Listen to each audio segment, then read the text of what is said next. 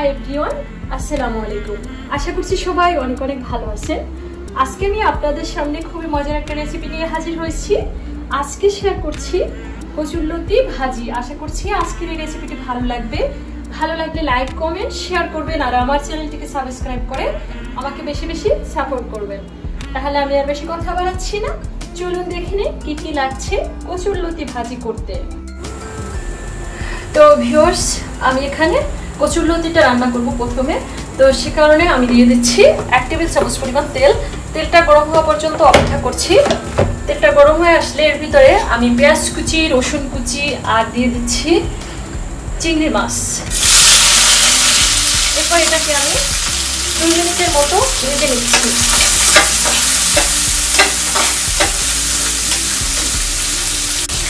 এটা ভাজার সাথে আমি দিয়ে দিচ্ছি 1/2 টেবিল চামচ পরিমাণ রসুন বাটা। রসুন বাটা বেশি দিচ্ছি, রসুন কুচিও দিচ্ছি, কারণ হচ্ছে কি কচুরলতিতে গলা চুলকাতে পারে, সে কারণে রসুন বাটা রসুনও একটু দিচ্ছি যাতে একটু গলাটা না চুলকায়, সে কারণে।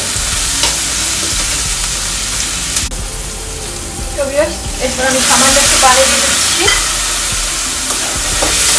যাতে মশলাটা খুব ভালোভাবে গলে যায়, সেই কারণে। এরপর এর ভিতরে আমি দিয়ে দেব হলুদের গুঁড়া 1 চা চামচ পরিমাণ, সাথে আমি মরিচের গুঁড়া দিয়ে দিচ্ছি 1 চা চামচ পরিমাণ, লবণ দিয়ে দিচ্ছি টেস্ট অনুযায়ী। এরপর মশলাটাকে খুব ভালোভাবে আমি কষিয়ে নিচ্ছি। মশলাটা কষানো হয়ে গেছে। দেখবেন যখন একদম কোনো পানি থাকবে না, ঠিক সেই পর্যায়ে বুঝলেন খুব ভালোভাবে কষানো হয়ে গেছে। তো এই পর্যায়ে আমি কচুরলতিগুলো দিয়ে দিচ্ছি। এবারে আজকে যে কচুরলতিটা রান্না করবো, এখানে কিন্তু আমি এক্সট্রা কোনো পানি ইউজ করবো না। স্লো আছে জালটা করবো যাতে আস্তে আস্তে লতিটা সিদ্ধ হয়ে যায়। তাতে লতিটা রান্না করতে কমপক্ষে 10 থেকে 15 মিনিট সময় লাগবে। তো আমি প্রথমে একটু চুলা আঁচটা বাড়িয়ে দিয়েই আমি একটু 1 থেকে 2 মিনিট জাল করে নিচ্ছি এবং যাতে মশলার সাথে খুব ভালোভাবে মিশে। তো এই পর্যায়ে চুলা আঁচটা লো করে দিচ্ছি, নতুবা পুড়ে যেতে পারে। এরপরে একটা ঢাকনা দিয়ে ঢেকে দিচ্ছি। তো আমি মাঝে মাঝে উল্টিয়ে একটু নেড়ে ছেড়ে দেবো। এভাবে কিন্তু 10 থেকে 15 মিনিট আমি একদম লো আছে জাল করব, তাহলে কিন্তু আমার রান্নাটা হয়ে যাবে।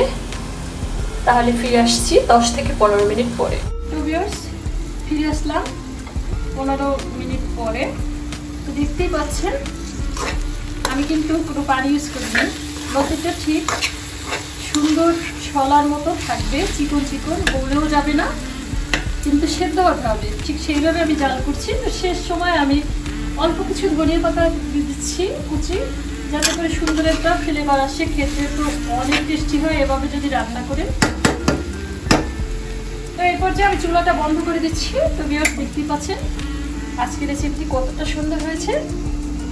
ভিউয়ার্স, হয়ে গেল খুবই সুস্বাদু মজার কচুরলতি ভাজি। আশা করছি আজকের এই রেসিপিটি ভালো লেগেছে। রেসিপিটি দেখার জন্য সবাইকে অসংখ্য অসংখ্য ধন্যবাদ। সবাই ভালো থাকবেন, সুস্থ থাকবেন, আমার জন্য দোয়া করবেন। আজকে তাহলে এই পর্যন্তই। আল্লাহ হাফেজ।